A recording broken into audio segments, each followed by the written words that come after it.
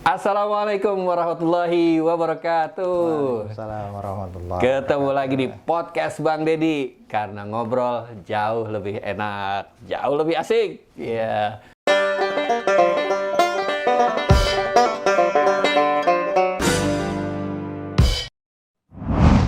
Saya senang sekali hari ini nih dan excited banget nih dengan narasumber tamu yang datang di podcast Bang Deddy. Langsung aja kita kenalin. Inilah Bang Abdul Muhaimin atau lebih dikenal dengan Suhu Imin. Halo, assalamualaikum warahmatullahi wabarakatuh. Waalaikumsalam warahmatullahi wabarakatuh. Belum mulai aja saya udah ketawa-tawa ini. Apa kabar Mbak Suhu Imin? Alhamdulillah baik. Aduh, senang banget bisa diundang di sini ya. Iya. Beliau ini adalah mahasiswa UI. Oh, mahasiswa UI. Iya, mahasiswa UI dulu. Tapi yang penting sekarang ini adalah Suhu Imin adalah seorang storyteller, seorang ventriloquist, seorang pesulap. Iya. Wah, kurang apa lagi? MC juga? Janganlah. Jangan ambil semua ya. Jangan diambil semua. Nah, kita akan ngobrol banyak dengan Suhu Imin tentang apa yang beliau jalani hari-hari ini dan tentang betapa excitednya dunia entertain yang satu ini. Kita bisa mulai? Oke, siap. Gimana awalnya nih bisa terjun ke dunia entertain yang satu ini? Ventriloquist, sulap, dan juga storyteller. Mana yang duluan juga ini? Iya, sebenarnya dulu itu karena memang kerjanya di entertain ya. Memang dulu dari awal memang udah kameramen, terus kemudian jadi editor.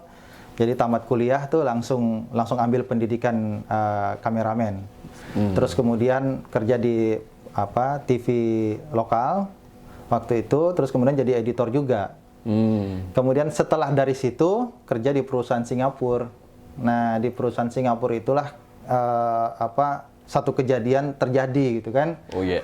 Karena memang dari kecil hobinya main sulap. Suatu saat di perusahaan Singapura itu bikin acara besar. Semua tamunya itu CEO semua, dan ternyata ada satu tamu yang nggak bisa datang.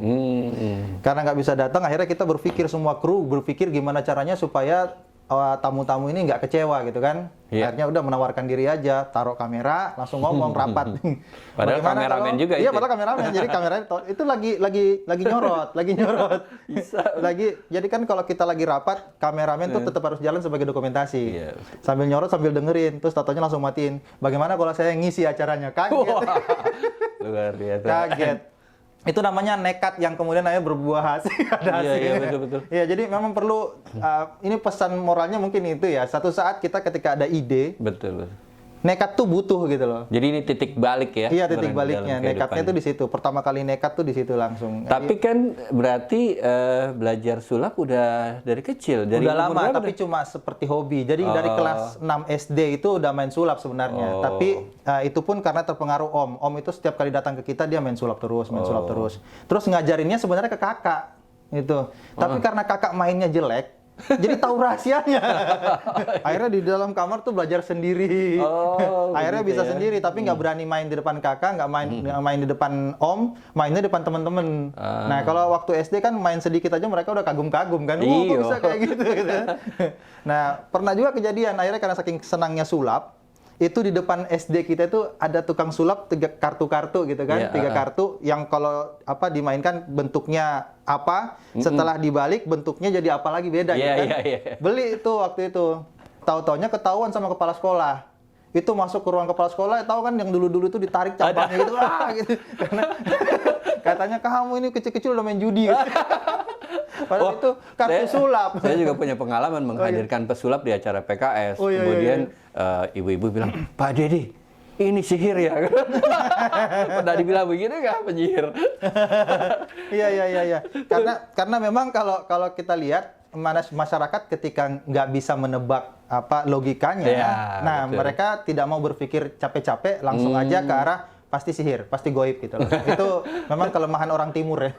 Kalau di luar negeri, waktu saya main di depan orang-orang bule, mereka malah mikir. Iya, waktu kita mau bongkar demi menghormati, dia bilang, "No, jangan bongkar, gitu bongkar ilusi saya, jangan bongkar kesenangan saya. Kamu nggak boleh ngasih tahu ke saya rahasianya karena itu merusak kesenangan saya gitu." Justru kalau orang luar negeri nggak mau. Kalau orang Indonesia itu kalau kita main, itu gimana caranya gitu, bedanya gitu. Nah, begitu kita diam, nggak kasih tahu rahasianya, terus tiba-tiba bisik-bisik, itu kayaknya goib, itu kayaknya goib. Kayak gitu. Terus dari kejadian seperti itu, kemudian langsung milih jalur itu atau tetap menjalani dunia TV, kameramen, editor Sempat juga? ya, sempat. Jadi semenjak itu saya dikasih slot tuh di tiap acara, dikasih slot tiap acara, selalu disuruh pentas gitu. Sama waktu itu bos saya orang Singapura langsung dibeliin alat-alat sulap yang lebih mewah-mewah lagi, yang tadinya cuma sederhana, totonya dibeliin yang mewah, yang baru pertama kali saya lihat. Wah, ini keren banget nih. Terus ada tutorialnya, belajar, berkembanglah kemudian. Nah, istri ngeliat, mulai nyari-nyari job. Jadi manajer. Tatonya, oh di sana ada itu, udah undang aja, diundang. Tapi waktu itu nggak berani minta bayaran, karena kan belum kepikiran kalau mau jadi profesional gitu. Karena masih kameramen juga. Sampai suatu saat bos itu kebetulan dia juga motivator, kalau nggak salah dia motivator ini ya, peringkat ke-10 kalau nggak salah di dunia. Terus dia bilang gini, kamu kalau nggak lebih berani lagi daripada yang kemarin, kamu nggak bakalan ketemu jalan kamu gitu katanya. Nah akhirnya terus biasa, ya. Nah akhirnya udah nekat tuh resign. Wah itu dia bilang wah hebat. Resign untuk masuk langsung di dunia itu gitu. Jadi mau fokus kedua nih ya. Iya, resign. fokus langsung ke situ. Tapi masih bingung. Jadi waktu itu bikin buka toko sulap. Waktu itu buka toko sulap. Ternyata masyarakat waktu itu belum banyak toko-toko sulap gitu di Indonesia. Akhirnya rame itu tokonya. Kemudian ada permintaan dari beberapa ibu-ibu, Mas, boleh nggak anak-anak saya diajarin main sulap, tapi reguler gitu. Maksudnya bikin sekolah sulap. Waktu itu masih ragu sih. Gila, ini ada pasarnya apa enggak gitu kan. Akhirnya, udahlah nekat aja kata istri. Udah bikin aja gitu kan. Akhirnya bikin sekolah sulap. Ternyata langsung booming sekolahnya gitu loh. Setelah sekolahnya booming, tatonya dipanggil ke salah satu stasiun TV untuk bikin acara sendiri liburan. Waktu itu kita punya acara sendiri namanya Super Kids di di satu stasiun TV. Itu waktu liburan. Dan itu sharingnya lumayan tinggi waktu itu. Tapi waktu itu masih jadi hostnya, belum jadi pemain. Masih jadi host. Jadi yang main sulap tuh anak-anak didik. Pas 2010, kan itu kejadiannya 2009. 2010 ada itu pencarian bakat itu. X Factor. Got Talent. Got Talent. Ini saya Got Talent ya. Ya, Got Talent. Terus kemudian akhirnya mulailah orang mengenal seni ventriloquism. Itu ventriloquism itu sebenarnya seni kunonya sulap gitu loh. Jadi zaman dulu, waduh kita jadi cerita. Ini orang mudah-mudahan mau denger nih. Jadi zaman dulu jadi kita tahu dulu ventriloquism adalah ilmu memindahkan suara gitu. Jadi membuat ilusi seolah-olah suaranya berasal dari tempat lain dan bukan berasal dari kita gitu. Sebenarnya ilmu ini tuh sering ditemukan di masyarakat. Tahu nggak kalau di jalan-jalan ada yang suka bawa kantong burung terus bunyi-bunyi burungnya. Terus kemudian kadang-kadang burungnya bisa Garuda Pancasila, nyanyi apa nih? Indonesia tanah. Orang wah ini burungnya bagus nih. Ini apa nih Jalak Bali? Bisa nyanyi kayak gitu ya? Bisa. Padahal dalamnya itu burung emprit. Nah, itu bisa pakai dong. mulutnya. Iya, itu pakai mulutnya dia. Jadi disangkanya itu, nah itu sebenarnya teknik ventriloquism. Jadi orang tuh beli, ketipu tuh kan. Turun-turun, ibu jangan dibuka dulu. Udah turun dari angkot, pas dibuka ternyata bukan burungnya burung emprit gitu. Saya ingat waktu kecil itu ya, saya selalu amazed dengan Kak Gatot Sunyoto. Iya. Wah, dengan boneka tongkinya itu. Iya, betul. Dan waduh. Saya memang selalu berpikir gimana ya caranya orang itu latihannya susah. Sebenarnya mau dibilang susah juga enggak, karena pada dasarnya gini, ibu-ibu itu biasanya ventriloquist juga loh. Kalau ngegosipin orang kan gitu, nggak gerak mulutnya. Gitu ya. Bisa aja ini. Ibu-ibu diomongin. Kalau dia gosip-gosip orang, itu kok gitu? Masih bibirnya berusaha nggak bergerak, jadi. Aduh gawat. Ibu-ibu udah ketawa di ilmunya. Jadi ventriloquism itu dia berusaha kita berbicara karena kita bibirnya nggak bergerak. Orang jadi bingung. Ini sebenarnya asal suara dari mana orang bibirnya nggak bergerak. Betul. Nah ditambah dengan ada boneka di sampingnya, ada sesuatu yang bergerak di sampingnya, akhirnya orang sangka itu pasti dari situ, gitu. Karena kita bibirnya diem gitu. Pada dasarnya suara itu tetap keluar dari mulut kita, cuman memang ada teknik-teknik tertentu yang kemudian akhirnya membuat dia terkesan bukan dari mulut, gitu. Sebenarnya kayak gitu. Nah.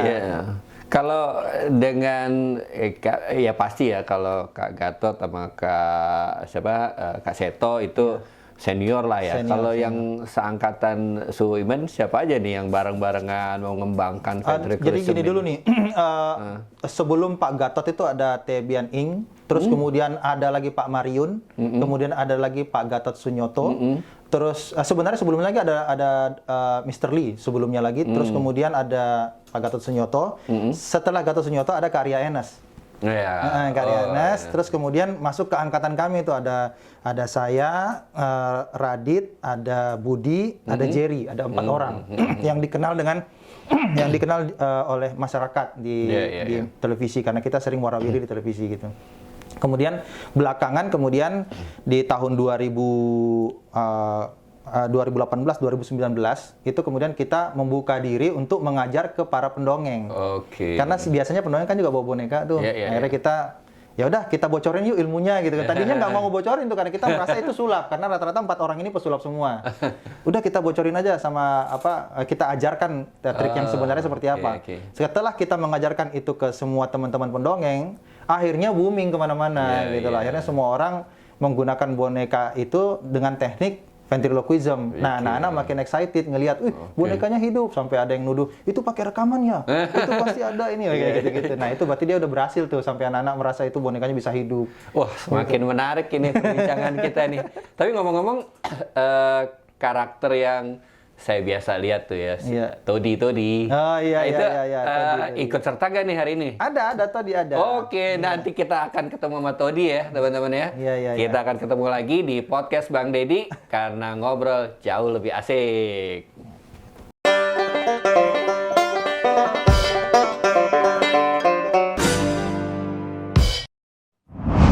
Oke.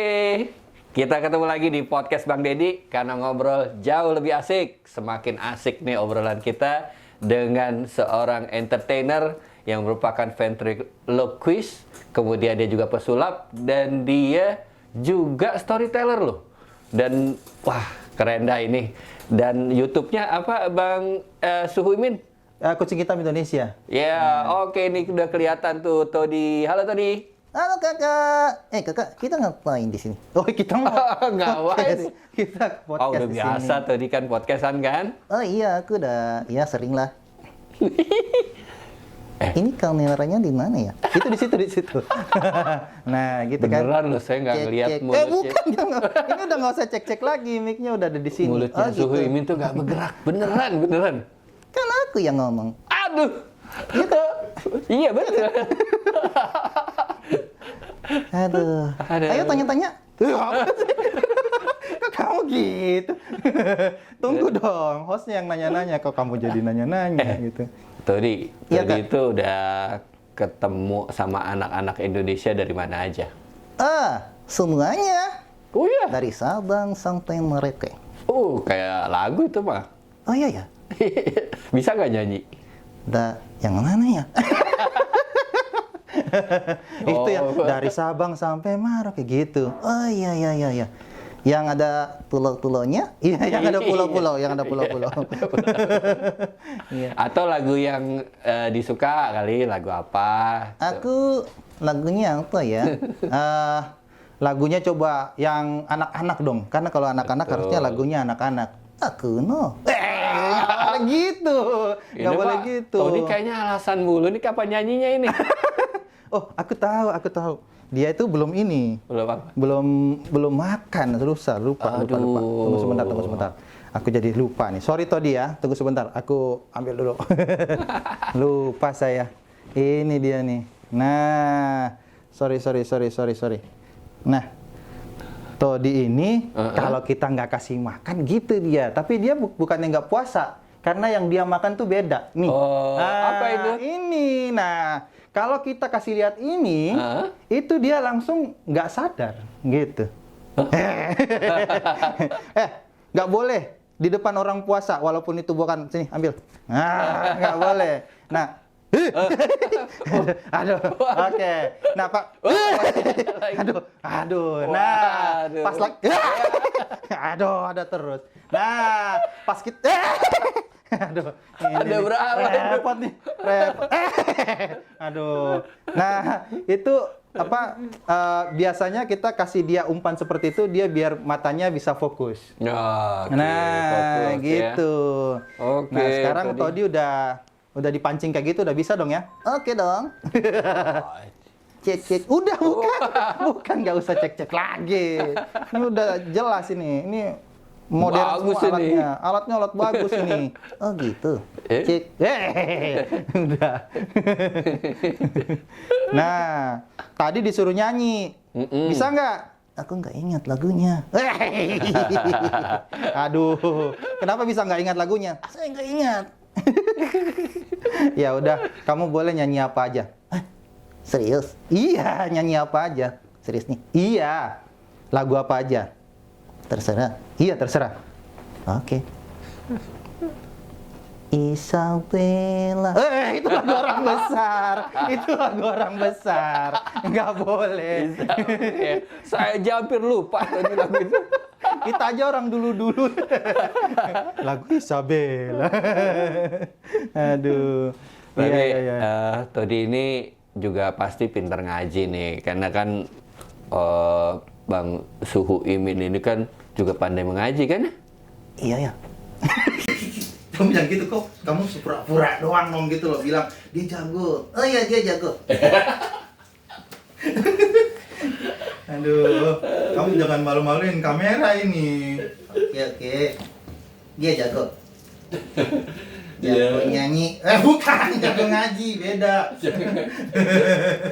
Aduh, kamu bisa nggak? Hah? Bisa ngaji nggak? Sedikit. Sedikit-sedikit. Kalau banyak ikut itu yang acara tahfiz, Nah, itu. Jadi hafiz. jadi nama. Nanti kamu jadi pemenang. Diundang kemana-mana. Asik dong. Asik itu pasti. Asik dong. Gitu. Gimana? Mau nggak? Tiket dulu deh.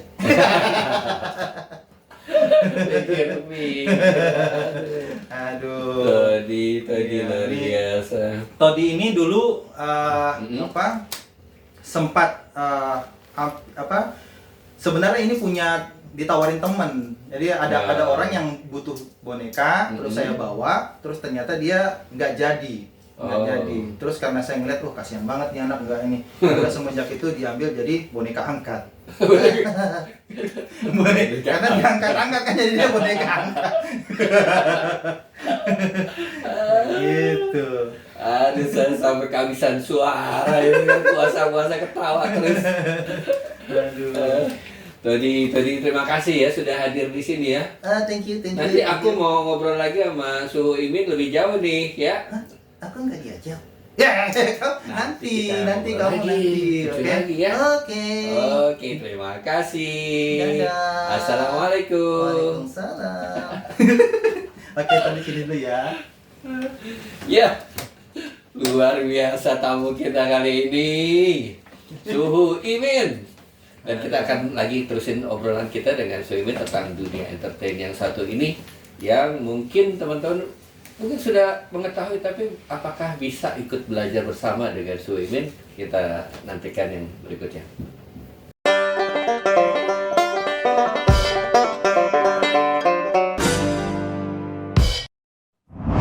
Ya, nyambung lagi di podcast Bang Dedi karena ngobrol jauh lebih asik dengan Suhu Imin. Ya. Alhamdulillah. Oh iya, itu menarik loh, apa storytelling yang saya lihat di YouTube ya, Iya. Suhu Imin itu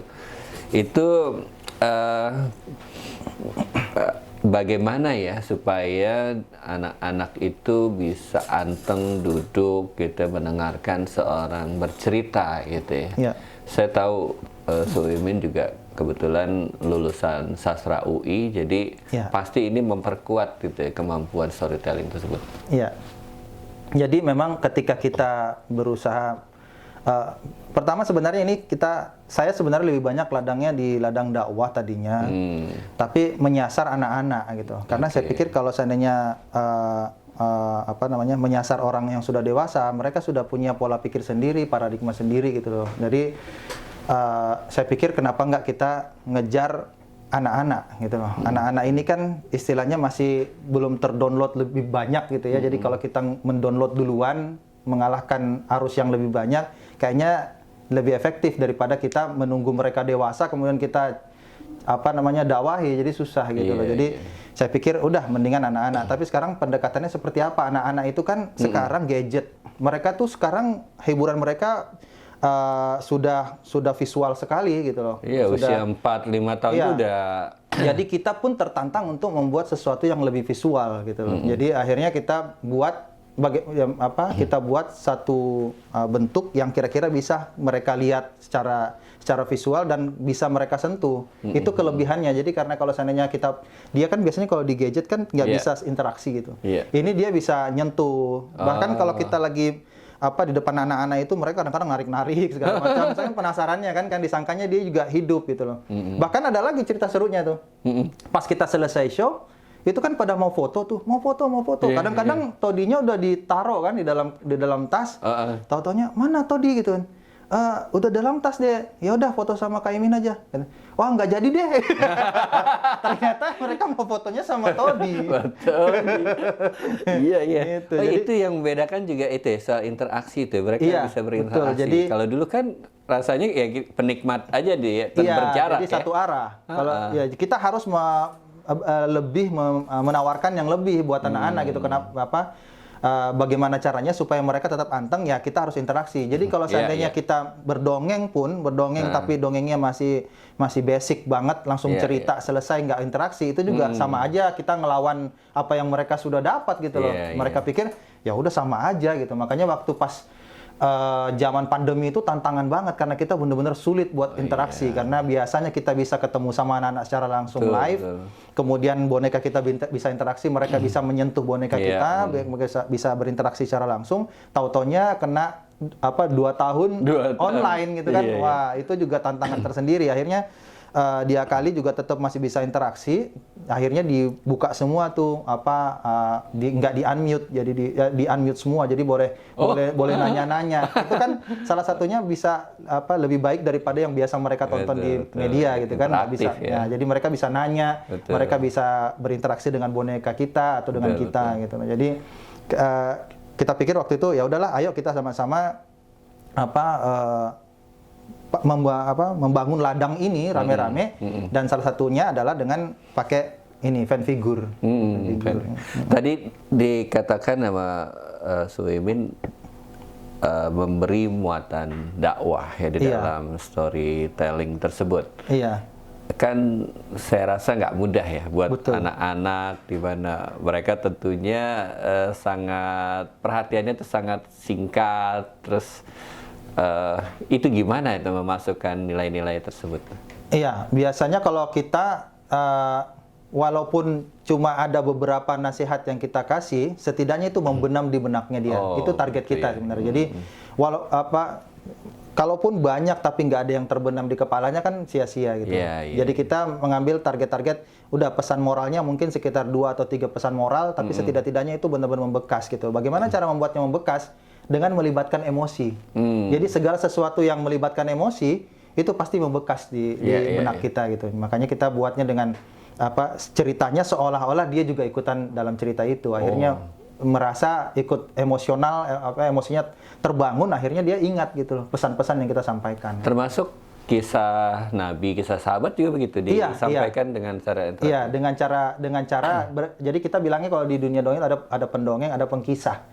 Tapi sebenarnya pada dasarnya sama ya, dia storyteller juga. Tapi kalau pengkisah itu lebih mengkhususkan untuk sirah-sirah. Gitu. Jadi tentang sahabat, tentang Rasulullah, tentang tentang kisah-kisah Islami gitu. Jadi kita ada genre-nya sendiri, ada bagiannya sendiri gitu. Jadi yang pengkisah itu tidak mengkisahkan sesuatu di luar dari sirah. Oke. Oh ya, sekarang ini kan tuntutan dunia entertainment itu kan luar biasa ya. Seorang penghibur itu tidak bisa menampilkan performance yang itu aja. Iya. Ini bagaimana pengembangan atas tantangan ini untuk Suimin? Iya. Pertama Kalau cerita itu kan kita bisa otomatis bisa mengembangkan karena cerita itu ada banyak sebenarnya di tengah masyarakat yang kita bisa gali gitu buat ini yang perlu diganti-ganti paling cuman propsnya gitu. Kalau cerita pasti terganti sih kalau kita sudah. Tapi sebenarnya gini, kalau dalam dunia entertain itu kita harus punya cerita yang memang benar-benar sudah teruji di penonton. Artinya tidak semua kita mentah-mentah langsung bercerita, tapi kita sudah melakukan uji coba dulu di beberapa penonton-penonton yang kita jadikan alat coba gitu. Biasanya itu sama teman-teman, kerabat-kerabat gitu. Setelah itu materi teruji baru kita pakai. Karena apa? Karena tetap aja tidak bisa kita pungkiri bahwa ketika kita diundang orang itu kita dibayar. Nah, kan show dan bisnis. Jadi tetap aja kita tidak boleh mengecewakan klien. Jadi kita harus membawakan materi yang sudah teruji di lapangan bahwa ini anak-anaknya pasti tahu, pasti seru, pasti pasti tertarik dan pasti rame gitu loh.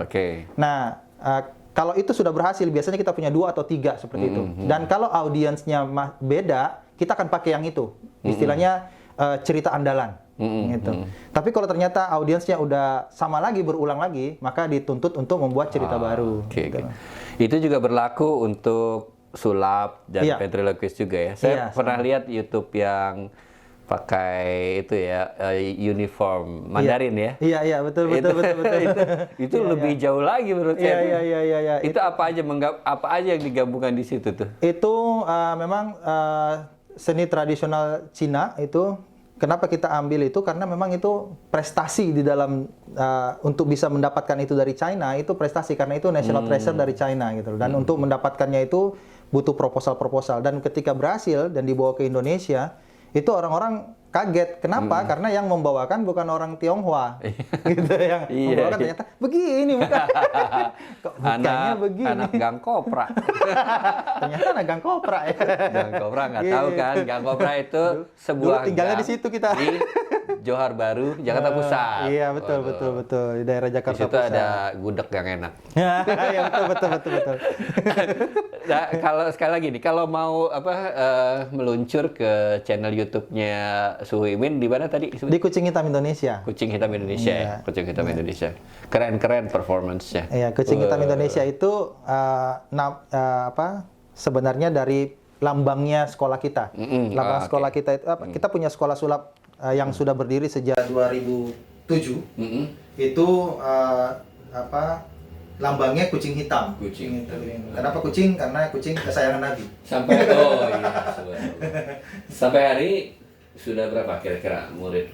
Muridnya total kalau dihitung itu lebih dari 370-an murid tersebar di seluruh Indonesia. Ada yang sudah profesional, ada yang jadikan hobi, ada yang jadi kolektor. Jadi kolektor alat-alat sulap gitu. Jadi 2007 berarti udah hampir lebih dari 1 dekade ya. Berarti kalau untuk masa pandemi ini belajarnya bisa online juga? Iya, ada online-nya tapi ada offline-nya juga. Tapi kan kalau kita kan sulap itu lebih cenderung hampir semi-private gitu belajarnya. Karena kan tidak bisa rame-rame belajar nanti enggak. Ini kan skill, bukan pengetahuan, tapi setelah tahu harus bisa. Jadi ketika kita mengajar banyak orang bilang kok mengajarnya kok mahal ya gitu. Karena kita pas ditanya sampai kapan mas pendidikannya, saya bilang sampai layak tampil, gitu. Jadi kita tidak akan membiarkan dia tampil sebelum dia layak tampil. Kenapa? Karena kalau dia jelek, sama kayak kasus kakak saya kan, mainnya jelek, orang jadi tahu rahasianya gitu. Jadi dia harus bagus dulu mainnya supaya orang-orang jadi terkagum-kagum gitu. Karena orang itu ada unsur bakat di situ. Sebenarnya gini. Bakat itu memang perlu, tapi pada dasarnya di dalam ilmu sulap itu yang paling penting satu dia mau kerja keras untuk latihan terus-menerus karena ini muscle memory sih sebenarnya. Jadi kebiasaan terus akhirnya menjadi tangannya jadi otomatis gitu.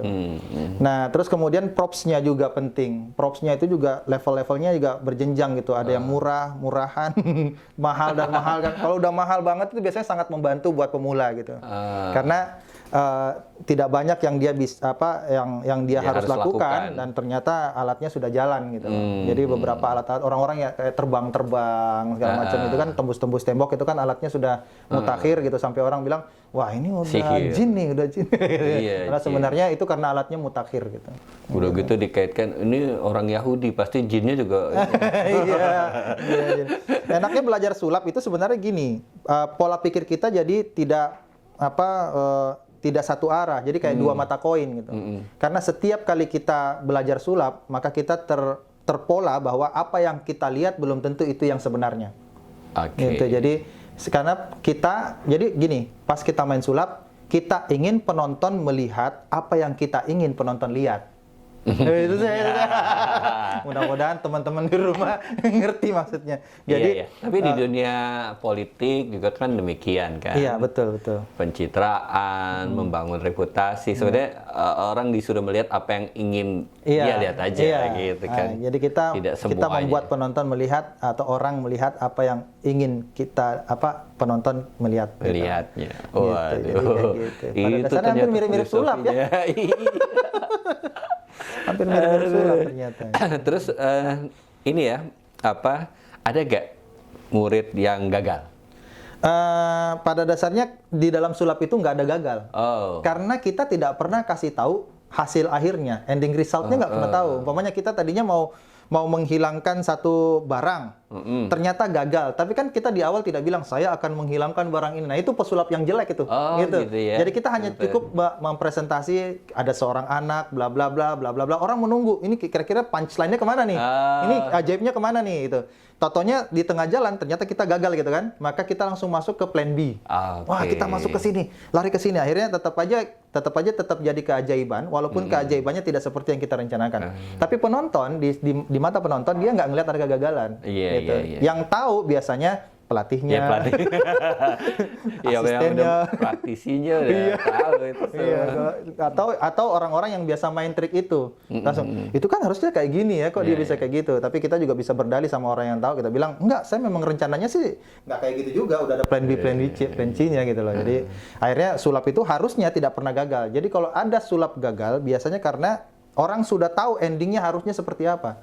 Nah itu kesalahannya biasanya yang pemula-pemula. Baiklah anak-anak, saya akan menghilangkan ini ya. Itu yang nggak belajar sulap kayak gitu. Saya akan menghilangkan ini ya, sapu tangan ini ya. Simsalabim. Totonya nggak hilang kan kaki sendiri gitu kan.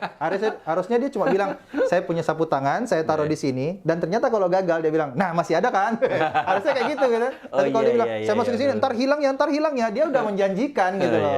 Makanya mungkin di politikus juga gitu ya. Iya juga. Jangan kasih tau resultnya gitu. Jangan janji jangan yang belak-belakan gitu. spesifik katanya ya. Iya, jangan spesifik gitu loh. Waduh, jangan. Itu silahkan dicerna sendiri. Untuk penonton sekalian. Waduh, sebenarnya saya ingin ngobrol banyak sekali nih dengan Suhu Imin nih. Tapi memang saya juga khawatir nanti energi penonton untuk tertawa ini habis juga. Mudah-mudahan kita saving juga ya. Saya pengen ketemu Todi lagi nih. Oh iya, mana ya Todi ya? Todi sini Todi. Todi. Iya nih. sini. Aduh, kasihan kan dia. Hai Todi. Nah, halo.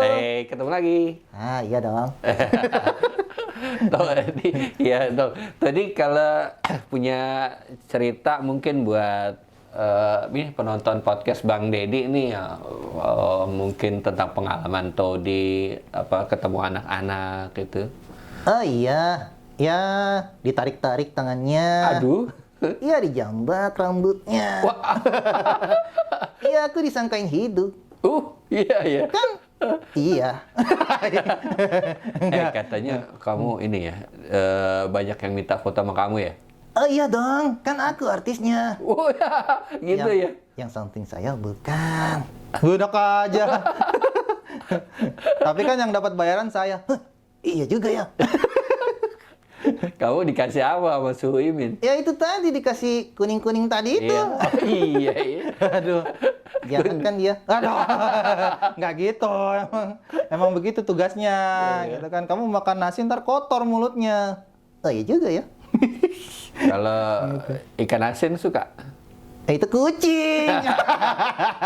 Aduh. Kamu bisa nyanyi kucing garong nggak? Ah, oh, yang mana ya? Tunggu ntar. Kelakuan si kucing garong. Nggak boleh gitu. Itu ada yang gitu-gitu ya. Aduh. Ada yang kayak gitu-gitu. yang kayak gitu. Iya. Ada penyanyi yang kayak gitu ya. Iya. Kamu nonton aja. Iya dong. Update nih. Nggak boleh tuh. Ya itu lagu orang dewasa ya. Iya, iya. Aduh, Tony, terima kasih ya udah Ya, datang aku ke- juga terima kasih loh diundang ke sini, ya Iya. kan? Jadi terkenal. Iya, pasti. Tambah terkenal ini. Iya, orang jadi banyak cari tahu kamu siapa, anaknya siapa, ibunya siapa. Kakak tahu? Kamu tahu gak aku pernah satu sekolah sama Suhu Imin? Hah? Iya, Ya benar. betul. Kok bisa ya? Iya, Coba bisa aja tanya dong. Suhu sekolah di mana kita bareng waktu itu. Di mana, Kak? Saya dulu sekolahnya barengnya di 68. Itu SMA 68. Salemba. Gitu, di Salemba. Kan kita rumahnya dulu di situ, di Johar Baru. Iya. Rayon. Sama-sama anak Johar. Sama-sama anak Johar. Iya ya. Ya maunya tuh. Kamu kan belum. Sekolahnya di mana? Kamu sekolahnya di mana? Aku nggak sekolah. Oh, Wah, kan homeschooling. Hah? Itu apa? homeschooling itu dia di rumah. Oh iya, itu kayaknya. Itu kayaknya. Aduh. Aduh, kamu malu-maluin aja. Nanti saya disangka nggak nyokolain ini kamu. Iya, itu kekerasan terhadap anak itu loh. Oh gitu ya? Iya. Aku sekolah. Nggak boleh. Udah terlanjur. Oh ya udah terlanjur. Homeschooling ya. Homeschooling ya namanya. Oke, aku homeschooling. Oke. Bener loh. Ya, nggak usah ditekankan begitu. Nanti ketahuan bohongnya. Oh gitu. Bilang aja iya. Iya. Jadi teman-teman ya, bener kan? Karena ngobrol jauh lebih asik. Kayak kita ketemu Suimin, ketemu Tony. Ada aku, iya kan? Iya, asik banget kan? Asik dong. Ada tadinya. Oke, Kamu kita ngambil peran aku banyak banget kalau Banyak. muncul. Aku jadi nggak bisa ngomong. Salah sendiri. Aduh, teman-teman sekalian, kita nggak habis ketawa hari ini dan senang sekali kita kedatangan tamu Suhu Imin dan juga Todi dan tentu saja kita akan senang sekali kalau teman-teman mau nyebarkan podcast ini lagi ke yang lainnya. Dan buat yang berminat juga nih untuk belajar ventriloquism ya, Iya. kemudian belajar sulap, itu bisa juga nih nanti cek-cek ya kucing Hitam Indonesia. Nah, kucing hitam. Itu adalah channelnya dari Suhu Imin. Iya. Nah, kita masih mungkin Suhu Imin ada yang ingin disampaikan terkait supaya orang ini tertarik. Kalau tertarik nanti belajar semua, saingan banyak. Justru kalau semakin banyak yang tahu, itu membantu kita menyebarkan istilah ventriloquism itu di tengah masyarakat. Betul, Justru makin banyak orang tahu tentang ventriloquism, makin banyak orang yang mau mengundang ventriloquism gitu. Kalau nggak tahu kan betul. itu apa, Iya, kan iya. jadi capek kan, itu loh main boneka tongki, neranginnya susah. Tapi kalau udah mulai banyak, nah itu justru makin bagus. Iya, iya. Saya kira anak-anak sekarang lebih kenal Todi daripada Tongki ya. Hah? Iya kayaknya. Kamu bisa antar Om Gatot. Om Gatot udah almarhum. Gitu. Tapi tongkinya masih ada. Allah Hah? yarham. Iya masih ada, Taksi. masih ada. Om Gatot. Terakhir saya ketemu sama Om Gatot itu dia bilang gini, "Men, kamu harus sering-sering ke rumah ya, kamu harus latih power," katanya. Belum sempat berapa 1 minggu sebelum beliau meninggal itu masih nelfon lagi. "Min, kapan ke rumah?" gitu. "Kamu harus latih power kamu," gitu. Saya bilang, "Iya Om, insya Allah ntar ke situ. Bawain saya boneka yang bayi-bayi itu ya." Saya masih ingat tadi, masih bawain boneka bentuknya kayak bayi gitu. "Ya Om, siap Om," gitu. Tahu-taunya kita udah dapat kabar meninggal minggu depannya gitu ya. Luar biasa. Memang belum. Jasanya besar sekali. Iya, untuk betul. pengembangan Om Gatot itu dunia benar-benar ventriloquis. sangat membimbing kita di komunitas. Dulu dia masuk di komunitas kita gitu. Komunitas kita tuh Ventriloquis Indonesia. Jadi kalau sekarang Ven Indo kita bilangnya, Ven Indo. Nah itu dia Om Gatot itu banyak membimbing kita di situ bareng sama Kak Arya Enes gitu. Ya, oke. Kalau sekarang posisi Om Gatot diganti sama Kak Seto. Kak Seto, ya. Betul. Baiklah, rekan-rekan sekalian. Rasanya kita ada di ujung acara podcast Bang Deddy ini. Terima kasih kehadirannya Suimin Todi. Ya, terima kasih. Thank you. Thank you. Kamu kenapa thank you? Sampai ketemu lagi di podcast Bang Deddy berikutnya karena ngobrol jauh lebih asik. Assalamualaikum warahmatullahi wabarakatuh. Waalaikumsalam.